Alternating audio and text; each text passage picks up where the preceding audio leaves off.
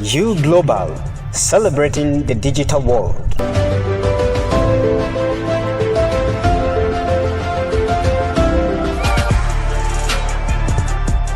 Na ya faɗi min wannan magana cikin daren ranar mun ƙara shirye-shiryen za mu karɓe shi, sai gari ya waye da safe kuma muka waye gari da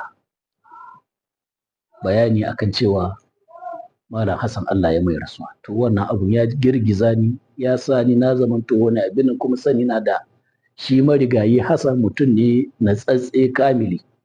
Aure ma da ya yi a Kefi nan a fada mai martaba aka karɓi auren, bai ɗauki bukin auren ya kai wani gari ba, a Kefi aka yi bukin auren. To kaga kuwa wannan abun ya cancanci mu karrama rayuwan shi, mu kuma tausaya ma rayuwan shi. Abin da ya hana mai girma gwamna zuwa Kefi kenan a ranar da ya ce zai ziyarce mu, shi ne muka ce to ya kamata don tunawa da wannan rana mu rika ma ɗan uwa mu addu'a da sauran ƴan uwa da iyaye addu'a. In mun immortalizing sunan shi, to insha Allah kowane lokaci za a iya tunawa da irin gudunmuwar da shi marigayi da kuma mai girma gwamna mahaifinsa abin da ya ma al'umman garin Kefi. Ci gaba, ka yi bayanai da dama kamar yadda na faɗa baya, Bahaushe ya ce ilimi garkuwar ɗan adam. Sau da yawa idan ɗan siyasa an zaɓe shi ya hau kan karagar mulki, mutanen gari da magoya baya suna tsammanin abubuwa uku zuwa huɗu da suke tsammani ya kawo musu a matsayin ci gaba. Ana batun asibiti kamar da kai magana, akwai ilimi, sannan akwai ruwan sha, akwai tituna. Ko ta ina ana buƙatar waɗannan abubuwa. Ka taɓa ɓangaren ilimi inda ka kai takardu da dama har da gina wasu makarantu. Ka taɓa ɓangaren wasu asibitoci da muka taɓa zagaya da kai na asibitin da ka ce a Angon Majema. Ya batun ruwan sha ko rabu ya shafi kankare titi ko rabu ya shafi haɓaka rayuwar al'umma a Kenya wato a zamanin ka. Haka. To babu shakka batun maganan ruwa na sha. Lokacin da muka tsinci kanmu a wannan gwamnati, lokacin ruwan sama ya tasar mu tafiya. A wannan lokaci sai muka fahimci cewa akwai damuwa na rashin isasshen ruwa na sha da wadda za a yi harkoki na yau da kullum da shi. To, mun zo mun tarar da boreholes wurin kusan guda 30 ko 20 da wani abu, wadda gwamnatin baya ƙarƙashin jagorancin Honorable Abdulrahman Sani Mai Goro da ya haƙa, wadda ba su kai ko ina ba, ba kuma guda ɗaya wanda aka ce an haɗa shi. To ba mu ɗauki wani dogon lokaci ba, muka ce to a tafi a je a asesi wanda za a iya ƙarisa su mu ƙarisa, wasu kuma an riga an zuzuba duwatsu a ciki. Yara sun zuzuba duwatsu ba za su yi amfani ba, ba za a iya ƙarisa shi ba, ko an ƙarisa shi ruwa ba zai fito ba. So muka sa aka zaga, aka zaɓulo mana guda 13 masu kyau wanda za a iya completing nasu. Muka tabbatar da cewa mun ba da kwangilan ayyukan, an tafi an je an tabbatar da ruwa ya fito, an connecting, an sa tanks, an kuma connecting ɗin shi al'umma na sha, wadda kuma waɗannan abubuwa ruwan sun fito daga kowane ward mun yi touching ɗin shi a Kefi. Kuma bayan mun ruwan nan an tabbatar da cewa mun haɗa shi, kowane borehole sai da na tabbatar da ni da council ɗina daga kan deputy chairman zuwa sauransu mun saya generator, don ba za mu dogara ma batun maganan wutan nefa ba. Kowane borehole an bata generator guda, wadda zai zamanto shi ne zai powering ko zai pumping ruwan da al'umma za su yi amfani da shi, wadda har kamar yanzu ana amfani da wannan. Bayan shi akwai kuma akwai waɗansu boreholes da suka lalace a gari, wadda sun kai wurin kusan 20 a wurare daban-daban, wadda mun yi bakin ƙoƙarinmu inda aka kawo mana complaint. Allah ya ba mu iko, wasu mun tada su, mun sake kuma ba su generator.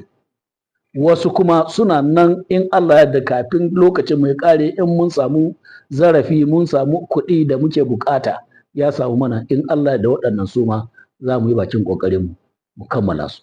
Bayan waɗannan mun sake tafiya mun je mun kai kuka wurare daban-daban. wadda an taimaka mana da wasu boreholes ɗin da ta waɗansu agencies ɗin da ke taimako ke ba da tallafi irin su menene sunan organization ɗin nan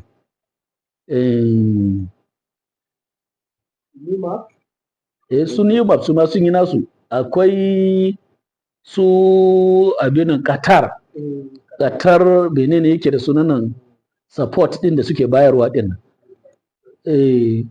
sun zo sun gina mana boreholes a wurare daban-daban har da masallatai sun gina mana, kuma Qatar Charity Foundation sun yi mana waɗannan abubuwan a garin nan a wurare daban-daban wadda a har yanzu nan ruwan nan al'umma na amfana da su. To wannan kenan.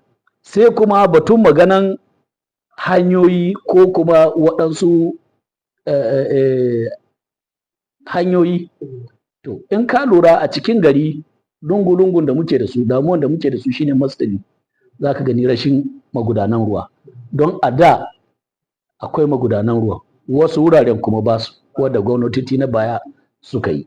To mu hawanmu nan Allah ya ba mu iko, mun yi magudanan ruwa kusan babu ward ɗin da ba mu yi touching ɗinta da magudanan ruwa ba shi, culverts da drainage. Ba ward ɗin da ba mu taɓa ba, in ba mu yi 2 ko 3 a ward kaza ba, mun yi 1 ko sama da haka. Bayan shi akwai gadodi daban-daban da muka yi kamar a ƙauyen Yalwan Soba da abin nan menene yake da suna Angon Tanko da zuwa su Angon Iyawan da wadda ake menene yake da sunan nan mun yi gadodi dai ga su da sai a lambu a Iyawan, kuma irin su kolbati ɗin nan mun yi su a Tudun Kofa wurin kusan guda 3, Tudun Kofa ward, mun yi a Tudun Amama, mun yi gyara na Makera, mun kuma yi a Iyatu a Yalwan Bello da sauransu. To da Ƙofar Masa in Angon Remi ward duk ga su nan.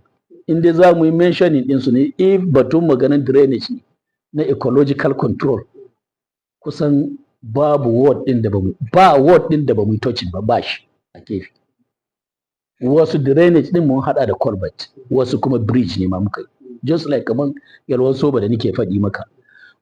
Irin gada na da ake kirawo shi Kadarko, to shine tun rayuwan Yalwan Soba da jama'a suka zo wuri, Kadarko ne suke amfani da shi, amma zon wannan gadon itace ba katako ba, ba yi musu ba na katako ba, ba taɓa musu na katako ba, na itace ne, irin itacen da shi ne ake kira Kadarko.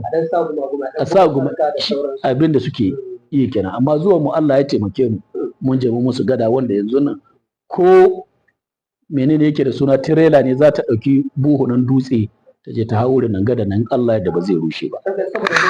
Akwai da abubuwa guda biyu da gwamnatin jihar Nasarawa, wacce sun fi biyu ma sun yi a garin Kefi ko a karamar hukumar Kefi a lokacin ka. Kamar bari mu ce 3, an taɓa batun kasuwa a lokacin ka. Akwai batun tagwayen titi a zamanin ka. Akwai kuma batun wani gada da muka taɓa tashi muka duba da kai na Saura. Da farko na ce ɗan adam ba iya masa. An ce tagwayen titi da aka muku a garin Kefi bai da inganci. An ce aikin da aka muku a garin Kefi a zamanin ka na kasuwa bai da inganci ba. An ce gadan Saura har yanzu abun bai ta karya da yanda ya kamata su haɗu masu mora ba, duk a zamanin ka ne. Gwamna na jin ka. Masu kallo suna kallon ka. Masu sauraro suna sauraron ka. A matsayin ka na baban shehu, me za ka ce game da wannan? To ka san sha'anin al'umma. Shi mai girma gwamnan jihar Nasarawa, Injiniya Abdullahi Sule, yana da tunani na arziki da alkhairi ga al'umman ƙaramar hukumar Kefi. Na faɗi maka a baya akan cewa duk abinka da ɗan adam, ai da waɗannan abubuwan ba su. Kasuwa muna gani a wasu wurare ne. Yannan ka shiga kasuwan Kefi, bayan wancan kasuwan da aka samu Kefi Modern Market, da aka lakafa mata suna wai ita kasuwan Sambisa. Shi wannan kasuwa na garaman hukumar Kefi na cikin gari, na tsakiyar gari. Duk mutumin da ya zaga wurin ya san cewa an taimaki al'umman garin Kefi. Yau akwai hanyoyi da yau Allah ya kiyaye in gobara ta tashi. Motoci za su shiga wadda za ta fi aje a kashe wutan gobara. Allah ya kiyaye in an kawo wani kaya manya-manyan kaya wadda manyan motoci za su shiga. Za su iya shiga cikin kasuwan Kefi. Ko ta wani hanya akwai gates wurin kusan 5 wadda motoci za su iya shiga su tafi waje su sauke kaya ko su ɗauki kaya su fita da shi. Kuma al'umma ga sunan saboda jin daɗin kasuwan ma wani ma in an ce mishi ya tafi kasuwan Sambisa ko an ba shi shago kyauta ne ba zai je ba, ba wai kasuwan Sambisa ba ta da kyau ba. Amma saboda jin daɗin wannan kasuwan ya fi kusa da kowane kasuwa da ke Kefi. Ya fi kowane kasuwa da abin facilities ɗin da ake nema. Akwai ruwa isasshe a wurin, akwai wurin kama ruwa, wurin ba haya da sauransu duka yana nan a wurin. Kuma a ce ba yi mana abin a zo a gani ba. Shi kuma wannan batun maganan Kefi Square da mutane ke faɗi akan cewa ba ya aiki mai inganci ba. Aiki aka yi mai inganci. Sha'anin rayuwa yadda yanzu nan ta zama. Muna jin irin abubuwan da ke faruwa a wurare daban-daban na rushewan gidaje da aka yi gini. Wasu ya Allah a sanadiyan rashin aiki ne mai inganci. Wasu kuma duk ƙarfin abu, duk ingancin shi, iska in ta zo ba abin da ya dame ta kamar ruwa ne. In ruwa da zaran an samu ƙaramin kuskure na wurin hanyar shi, ruwa kawai da ya samu inda zai penetrate ne ya wuce. Haka iska, kowane irin iska yana zuwa da irin yadda yanayin zuwan shi. Wani zai zo a murɗe, wani zai zo a tsaye, wani zai zo wani iri. Guguwa aka yi shi ne ɗaga wannan abu, wadda kuma yanzu hakan nan an ba da dama ana nan ana mayar da su. Aiki kuma da aka yi na hanyoyi da yake tafiya yanzu, a yanzu haka akwai aikin da aka bada kafin bada aiki. Contractor sun zo sun tabbatar min akan cewa inda aka samu damuwa za su yi bakin ƙoƙarin su zo su gyaggyara wurin. Kuma aiki ga flyover nan da ga major road nan wadda multi nationals ne suke aiki. Su ma ba gashi yanzu sun zo suna gyara hanyar ba. Kuma akwai rashin haƙuri na mutanenmu lokacin da ake aiki. Mutane ba za su natsu in an ce musu a yi haƙuri a jira a ƙare aiki ba. Za ka ga mai mota wadda shi yana ganin cewa ya fi ka hanzari zai zo ya shiga wurin. Ana stopping ɗin shi, ban iya mantawa lokacin zuwan shugaban ƙasa Kefi. Ni na kwana a waje ne. Domin ana kwalta ƙarfe 1 dare zuwa ƙarfe 2 dare. Still mutane ana kwalta yadda ka san ma ko ana haɗa baki ne da wasu. Sun zo suna taka kwalta ne. Ga shi an sa abin da menene yake da suna an bulokin hanya. Amma wallahi wani mai mashin ma sai da ya zo crossing. Masu moto sun zo sun crossing. Mun tsaya ni da masu aikin hanya. Wallahi har ƙarfe 2 dare. Just mu ga yadda za a yi saboda a samu cin nasaran an yi aikin nan a cikin abubuwan da ya dace. To rashin haƙurin mu ma yana kawo wannan irin abubuwa. Amma yanzu contractor sun in ka duba hanyar police station yanzu. Ga sunan sun dawo suna sake kankare wuraren. Za su rehabilitating ɗin shi su making ɗin shi to the standard. Batun maganan gadon saura shi ma yanayin wannan wurin. Ƙasan wurin daban ne da sauran wurare. Ban iya mantawa kafin mai girma gwamna ya ba da kwangilan wannan wuri. Sai da aka umurce ni akan cewa na nemi masana al'adun ƙasa su tafi su je su yi bincike akan ƙasan wurin saboda an taɓa yin gada da a wurin. Gadan bai kai ko ina ba, gadan ya rushe. So ni mun engaging ɗin expert ya tafi ya je ya ɗiba ƙasan wurin da duwatsun da ke wurin da yashin da ke wurin. An tafi an jami testing ɗin shi Abuja. Result ɗin wannan shine ba da dama har aka kai mai girma gwamna yasa aka ba da wannan contract ɗin wurin. so saboda haka nan duk wani wanda yau wani zai zo ya ce wai aiki da ya kyau a wurin nan bai na ba kan shi wahala ne don shi ba injiniya ne ba masani ne na waɗansu abubuwa ba yau gadan nan shekaran ta guda kenan ko motsi ko shakin gadan bai yi ba yanzu na mutane da dama daga karkaren Betima ba su abin hanyar nike suna dawowa ta nan ne su biya ruwan soba su zo ta saura sannan su zo su shigo garin ke